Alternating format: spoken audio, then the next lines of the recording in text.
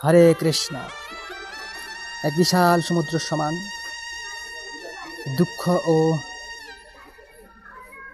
ভারাক্রান্ত হৃদয়ে আপনাদের জানাতে হচ্ছে যে মানুষ আজ মানবতা হারিয়ে সাম্প্রদায়িক ধর্ম নিয়ে উন্মাদ হয়ে পড়েছে।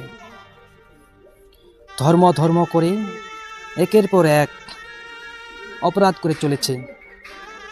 এদেরকে কে থামাবে? এ দেশ ও বিশ্ব রক্ষার্থে, নিরীহ জীব ও সাধু সন্তদের বাঁচাতে, তাই সৃষ্টিকর্তা শ্রীকৃষ্ণ গোবিন্দের কাছে আমার করজোরে প্রার্থনা, হে গোবিন্দ, হে নরহরি, কৃপা করে আপনি ওষুধদের কাছ থেকে নিরীহ জীব, শিশু, বৃদ্ধ, সাধু সন্তদের তুমি রক্ষা করো এবং ওষুধদের বিনাশ করো।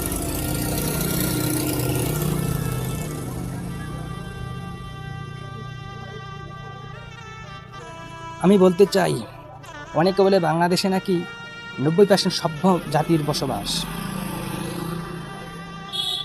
আমি দেখতে চাই এই 90% সভ্য জাতি কারা, বা তারা কি গোষ্ঠীর।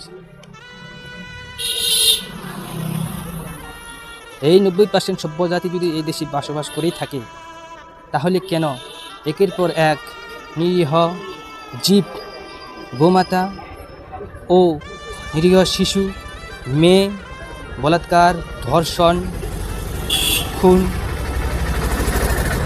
এবং শান্তুদের নির্দয়ভাবে আঘাত করা হচ্ছে? তাই আমি নরহরির কাছে প্রার্থনা করি, হে গোবিন্দ, হে নরহরি, যারা নির্দয়ভাবে গোমাতাকে আঘাত করেছে এবং যারা এরকম অপরাধী তৈরি করতে বা জন্মাতে কাজ করছে, তাদেরকে তুমি ধ্বংস করো, নির্মল করো। এতে পৃথিবীতে আবার শান্তি বর্ষিত হবে। এবং এই প্রার্থনা করি, কৃপা করে গাভী মাতাকে দ্রুত